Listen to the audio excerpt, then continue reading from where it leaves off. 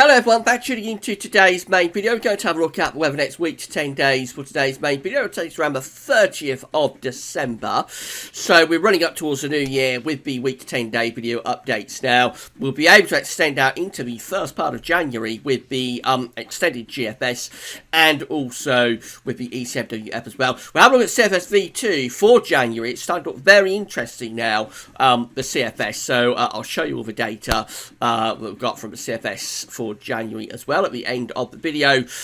We'll begin bringing update with all of the latest overnight developments in terms of the Sudden Stratospheric Warming. So it's going to be an extended video, lot to cram in. Hope you found it interesting. Hope you find it interesting and informative. The 23rd Christmas update is going to be with you sometime this evening.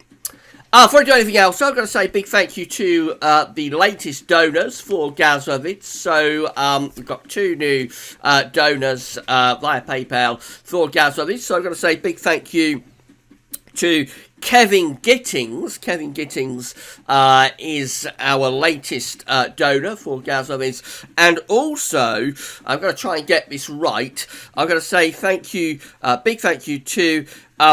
I think it's Kajetil Tanjan. Kajetil Tanjan has also become a donor for Gazovitz. So big thank you to Kevin. Big thank you to Kajetil for becoming our latest donors for Gazovitz. If I've got that name wrong, Kajetil, please let me know and I'll give you another shout out in a subsequent video. But big thank you again to both of our latest donors, Gazovitz. If you'd like to become a donor for Gazovitz, then all you have to do is come to Gazovitz.me PayPal page. I'm on that page right now. We link to this at all of the pages at YouTube and at all the pages at Gazovitz and in the description at YouTube. Not feeling all that well today, I have to say. That cold come back a little bit today, so don't you bear with me. I'm not feeling very well. Again, you can come to this page at Gazovitz or in the description at YouTube, and you can give a one-off donation to Gazovitz via your PayPal account, and a big thank you to everybody for doing that. There's also Patreon. So if you would like to become a patron for Gazovitz, we've got 51 patrons so far. Big thank you to all of the 51 patrons for Gazovitz. If you would like to become a patron for Gazovitz, all you have to do is come to the Gazovitz patron page. This is it again. We link to this in the description at YouTube and on all the pages of Gazovitz. You just come here, sign up for a patron account, and then you can give an ongoing monthly donation. It can be anything as little as $1 a month or upwards. So it's an ongoing donation, although you can cancel at any time.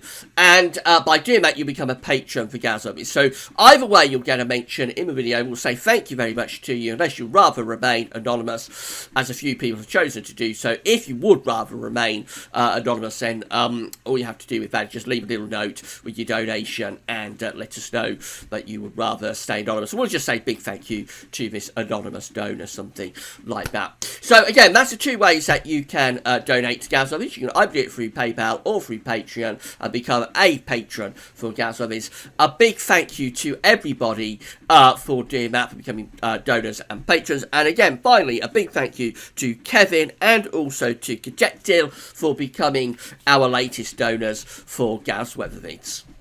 So we'll start off with the stratosphere. This is how things are looking at 10 HPA over the North Pole. So the grey line here is the trend line for this point of the year. The black line shows how temperatures are performing at 10 HPA at the moment. So we said yesterday we had a minor warming of the stratosphere at 10 HPA over North Pole. We were expecting it to drop back. That's exactly what's happened. So we can see that the black line yesterday was up to there, but now the black line is down here. So a little bit of a drop in temperature has taken place at 10 HPA over stratosphere. This was expected. We was expecting that minor warming of the stratosphere at 10 HPA would not be sustained for very long, and that is exactly what we're seeing. If we go lower down to 30 HPA, we see the black line is lifting up there. So again, this is the warming that started at 10 HPA yesterday. It's gone down to 30 HPA right now. I suspect, again, we will see this levelling off and dropping in the next couple of days. And then, of course, we've got the major sudden stratospheric warming coming up starting over Siberia any day now. So this is the very latest from the GFS at website metrosil.fr. We've got these blue colours here over top of the pole. That's the cold temperatures in the stratosphere at 10 HPA. This green and yellow area over Siberia, that is the beginning of the sudden stratospheric warming. Watch how that intensifies over the next couple of days. So here we are on the 22nd of December, still the 22nd of December is day where this kicks off, this bright red colour appearing over Siberia. That is a sudden stratospheric warming taking place on the 22nd of December over Siberia. That intensifies into Christmas Eve and starts to move into the Arctic. It's all still on course, with no overnight wobbles about this. Warming starts over Siberia on the 22nd, moves into the North Pole over Christmas, major warming of the stratosphere, displacing the polar vortex and these blue colours down into Canada and North America, into the Atlantic and into Europe as well. This is how the extended GFS is looking. So again, just got to run through and you'll see but what happens with the extended GFS, if it's going to move. I'm not sure if it is going to move actually, I'm not sure what's gone wrong there, so that's not going through. So we'll try and reload the page, see what's going on with that, and that doesn't look like that's going to work either. So we'll get rid of that, and we'll go to there. Sorry about that. Not sure quite what's gone wrong at Metro. So let's go on to the parallel run. And that's how the parallel run is looking. So again, we see this major stratospheric warming taking place over the North Pole as we go through into the Christmas period. A major warming of the stratosphere in evidence there. And in the extended range with the parallel GFS run, we actually finish up getting a split of the PV of the polar vortex. It finishes up split through the opening days of January. So again, major developments still taking place over the stratosphere, forecast take place over the stratosphere of the North Pole over the next few days. Let's just go back and see if we have a look at that operational GFS run. So this is how things look in the extended range with the operational GFS run, and you'll notice, we do get the sudden stratospheric warming over Siberia and moving into the North Pole, but this one doesn't split the polar vortex, so we keep those blue colours displaced there over Europe and over the North Atlantic. We do get a split on this side though, over the Canadian side of the Arctic, but it isn't splitting things in early January as the parallel run is doing. That's a classic sort of split of the polar vortex that we see there with the parallel run. We don't quite get that with the operational GFS run, but they're both pretty decent really, and the parallel is obviously the better of the two options if you want cold and blunt, because you want to see the PV being split. Then in terms of the ECMWF, so again, this is from the University of Berlin. This is the 10 HPA geopotential height and temperature forecast from the University of Berlin based on last night's midday run of the ECM. And this is for Christmas Day. You can see where we've got this black cross just here. You can see that I've got these very intense red colours moving from Siberia into the North Pole on Christmas Day. It looks like this sudden stratospheric warming will impact the North Pole on Christmas Day. So it's going to be a sudden stratospheric warming for Christmas Day at 10 HPA over North Pole. That's how things are looking on the 22nd, on the 27th of December. Again, major warming of the stratosphere is taking place at this point. And then we move through to the 29th at 10 HPA, and again we've got this major warming of the stratosphere going on the 29th of December as well. So it's all still on course. This is going lower down to 30 HPA, where you can see that the warming is moving down into the lower levels of the atmosphere at 30 HPA. We're beginning to take that warming down to the lower levels of the atmosphere, closer to the tropospheric stratosphere.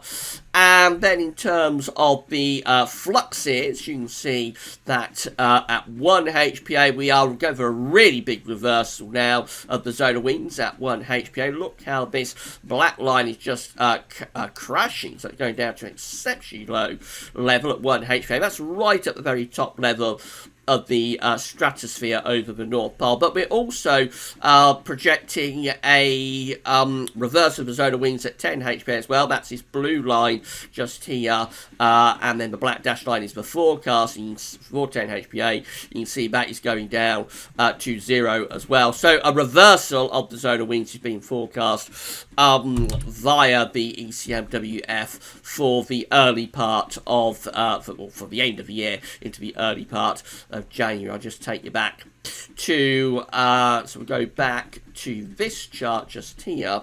This is at 10 HPA on the 29th of December. You'll see that we are really pretty much splitting the polar vortex again. So we've got these dark blue colours just here over Canada, North America, and also dark blue colours over there across Europe. In between, the blue colours are not as blue, they're not as intense. So this is implying, I think the ECM is very much implying that by the new year we're looking at a split in the polar vortex in line with what the GFS parallel run is doing. So it's all still on course. This sudden stratospheric warming is very much still on course, and I think we're going to be seeing some very, very significant developments taking place over the stratosphere. It's going to start any day now, and it's going to go on into the Christmas period, and then around the new year we're potentially looking at that split in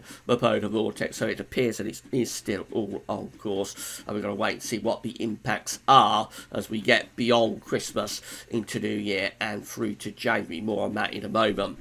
These are the 500 millibar height anomaly flowcharts from the Penn State University. We've got the ECMWF on the top, the GFS, which I'll look in a moment, is on the bottom. 500 millibars, 85 meters is an area in the atmosphere. High pressure, low pressure are being moved around by the jet stream running above. Red extrapolates to high pressure, blue extrapolates to low pressure. So we can see that, and these are mean flowcharts for 8 to 10 days time, which takes us pretty much to New Year. You can see we've got, with the ECM, a large area of above average heights, high pressure centred over the top of the country, below average heights in the middle of the Atlantic. And the flow and the jet are doing something a little bit like that. Excuse me. So we're under a big ridge of high pressure as we run down the clock to the end of 2018. We have a look at the GFS. Again, we find we've got the above average heights through the UK and through much of Western Europe as well. This time extending a little bit more towards Greenland though, so it is starting to try and become a bit of a northern blocking type feature, but not quite making it. Below average heights, low pressure in the Atlantic. The flow and the jet is going something a little bit like that. So again, we're under a ridge of high pressure as we're closing out 2018. It would depend again greatly on the parameters within this area of high pressure, whether it's a cold high producing frost and fog, or whether it's a mild high producing low cloud, mist and murk. And I should just say this area of below average heights in the middle of the Atlantic is probably putting the ridge under a little bit of pressure as well. So it is implying that there might be a little bit of a breakdown as we go beyond sort of day 10. But of course that's a very, very long way off. This is how the GFS ensembles are looking for the next couple of weeks. So the red line here is the third-year upper air temperature average. We're looking at Leeds today. So we're starting off quite close to average with the upper air temperatures at Leeds. They're going to be lifting up, though, as we go through Christmas up towards New Year. That's the 1st of January just there. So from an upper air temperature perspective, it looks like we're in for a very mild end to 2018, actually. The trend is very much upwards. But bear in mind, that's within an area of high pressure. So we may not realise that mild temperature potential on the surface. As I say, it will depend whether it's a cloudy or a clear high. More precipitation coming up over the next 2 or 3 days. Then after that, it looks like we've got a little bit of a drying trend appearing, actually. A little bit of a drying trend appearing around Christmas. Maybe going a bit more unsettled again, though, early in the new year. And then this is how the temperature anomaly is looking from the 20th through to 28th of December. Generally a little bit above average. Northern parts of the country, closer to average there. But for England and Wales, a little bit above average with the temperature anomaly. Most parts of Europe also looking really quite mild. This is how the precipitation anomaly is looking. Drier than average, substantially so for the north. Close to average down in the south. So it looks like the driest weather will be in the northern part of the country from the 20th through to the 28th of December, but southern areas could be just that little bit more unsettled. So this is how the 6 o'clock operational GFS run is looking for Sunday, and it's a complicated weather pattern we've got as we're running up towards Christmas. We've got low pressure in the Atlantic. We're trying to push up this mild southwesterly wind, but we've also got high pressure out here as well. As we run through to Christmas, what generally happens is that high pressure takes over. So it takes a little while to get there, but by the time we get through to Christmas Day, we're under a ridge of high pressure. That's a relatively mild ridge. Could produce frost and fog in the north. I expect it'll be relatively mild down in the south, but more on that in tonight's 23rd Christmas update. That's how Boxing Day looks. Low pressure's already trying to get back in from off the Atlantic, but we're still under this ridge, probably producing mostly dry conditions. Heading up towards the new year, we have a go there at generating a little bit of a Scandinavian high. You'll notice on the 28th of December, just a bit of ridging beginning to appear close to Scandinavia. But we keep weather driving in off the Atlantic, so that's how we look at day 10, which is Sunday the 30th of December. High pressure is generally centred to our south, and we're bringing up this mild southwesterly wind, at least for Scotland and Northern Ireland anyway. For England and Wales, we're possibly still rather cool under that ridge of high pressure. In more extended range through the early days of January, this is New Year's Day, for example, the Atlantic is breaking through, bringing a return to wet and windy weather, and that takes us up to the very end of a GFS run. Saturday the 5th of January sees us in a flat westerly flow. It's as flat as a pancake, really. We've got high pressure around the Azores, we've got low pressure around Greenland and Iceland. That is as zonal as it gets. There's absolutely no sign within the GFS 6 o'clock operational run of any response to that sudden stratospheric warming up to the 5th of January. That is still very unsettled and very zonal up to the 5th of January. This is a parallel GFS run. We looked at the Operation Parallel runs in terms of what's happening in the stratosphere at 10 HPA. This is how the parallel run looks in terms of the actual weather pattern. So again, starting on Sunday, trying to bring up this mild southwesterly wind into the south, and that may be quite a wet day actually down in the south on Sunday. There's a little bit of uncertainty about that, but by the time we get through to Christmas Day, we're under a ridge of high pressure, so mainly dry and fine conditions for Christmas Day. Probably reasonably mild down in the south. It could be a bit colder in the north. Moving up towards the new year, we find that the Atlantic is trying to have a go at breaking through, but we're still keeping anticyclonic influences close to us. That's how we look at day 10, which is Sunday the 30th of December. High pressure is still dominating the weather, really. So the milder southerly southwesterly winds are actually out to west of us with the parallel GFS run, whereas at this point the operational run wants to bathe us in that very mild southwesterly flow. So that's probably still quite chilly up towards the new year with the parallel GFS, mainly dry, but probably an increasing risk of frost and fog. A little bit beyond day 10, we start to have a go at generating some high pressure over Scandinavia. There we are. We have got a little bit of a ridge over Scandinavia with the parallel GFS run. Does actually very temporarily manage to turn the wind into the east by the 2nd of January. But very quickly that's pushed back again. As we get through to the 5th, we're going back into a westerly flow. So again, with the parallel GFS, no sign of an atmospheric response to the sudden stratospheric warming.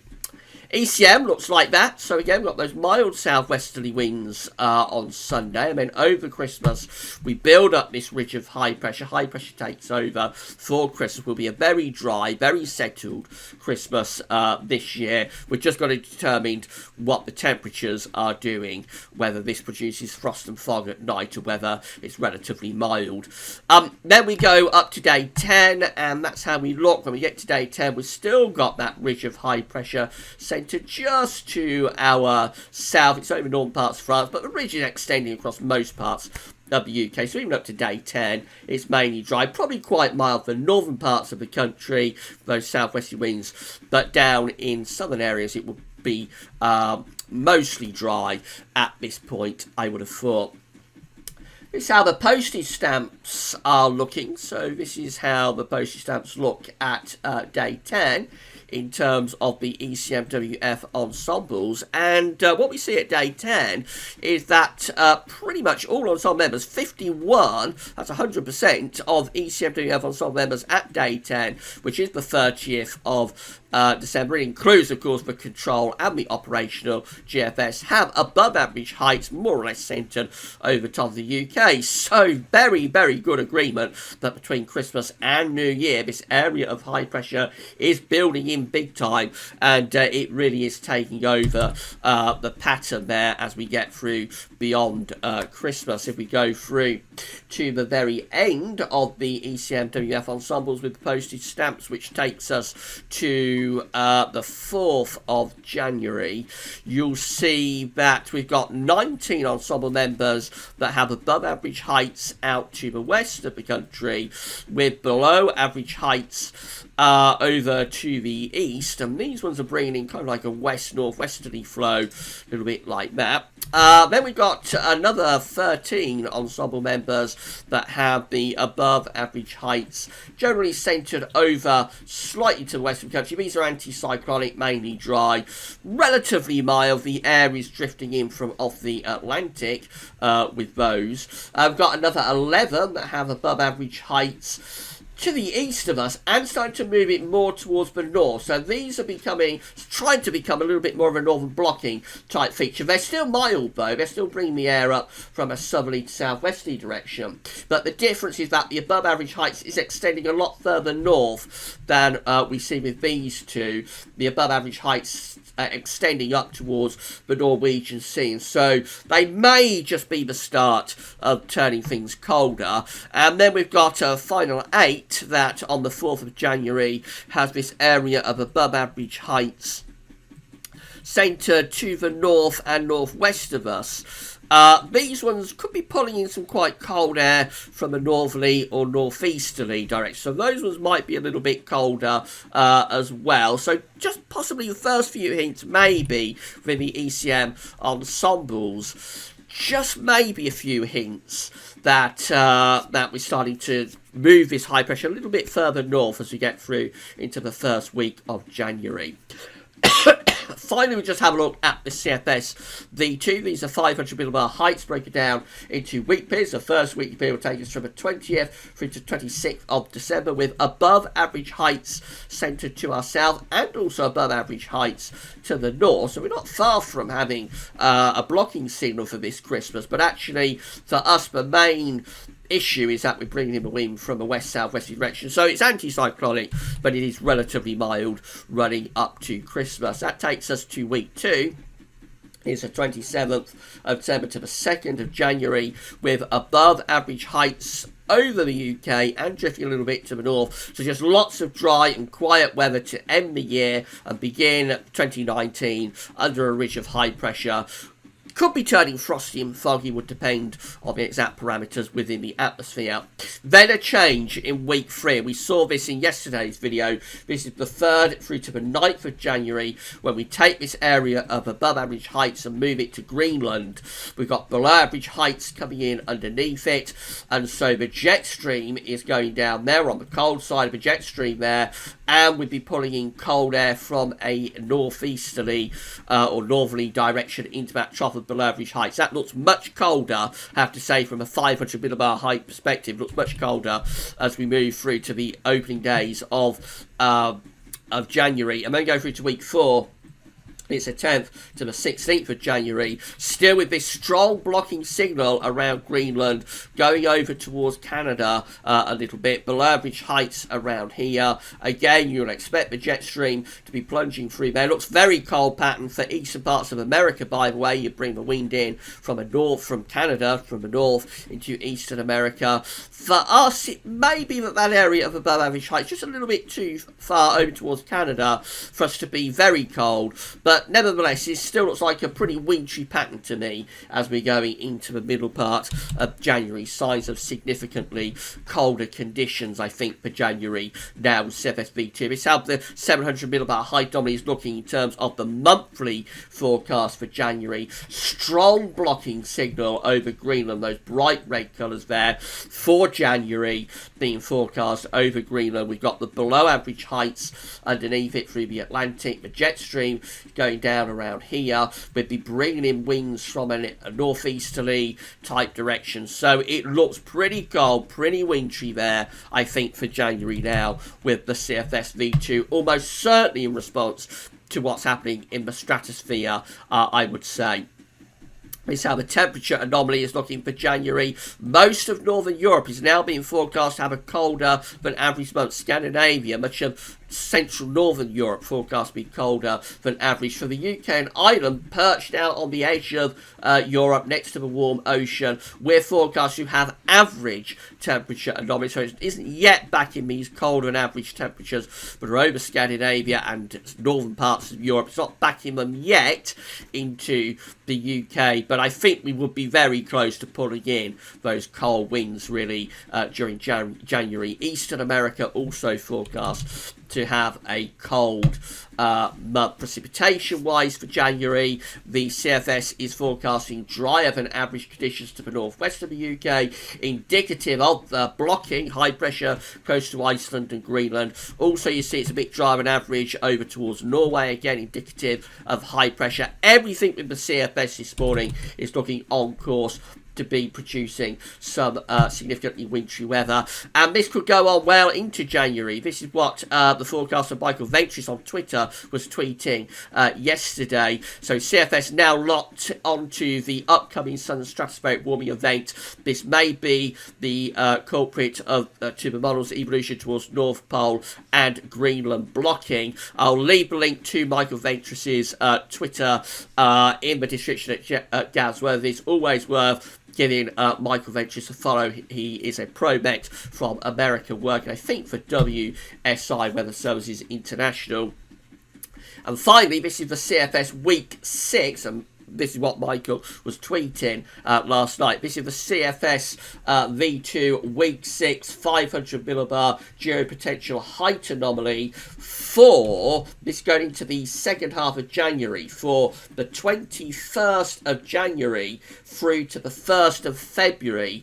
And look at that, the CFS, even as far out as week 6, is going for a very extreme blocking pattern there over Greenland, large area of above average heights over Greenland. It extends back into genuine northern pole blocking, Arctic high pressure sitting over top of the North Pole. And then we've got this area of below average heights over the UK and over much of Central Europe as well, through the Atlantic. So the jet stream again will be down there somewhere going in towards Spain and Portugal, and we will be bringing in winds from a northerly or easterly direction, looking really cold and wintry potentially even into the end of January.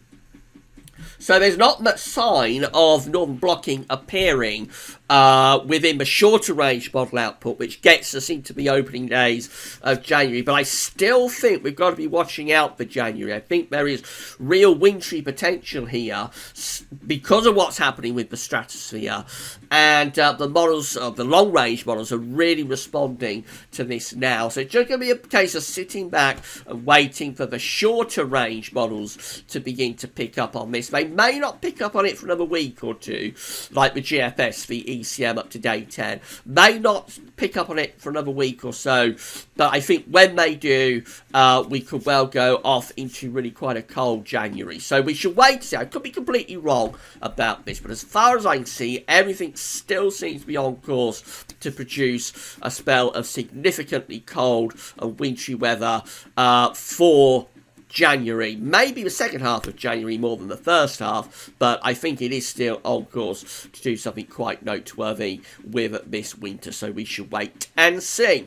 Right, been half an hour. Hope you found the video interesting and informative. Tonight we've got the 23rd Christmas update, so come back for that then.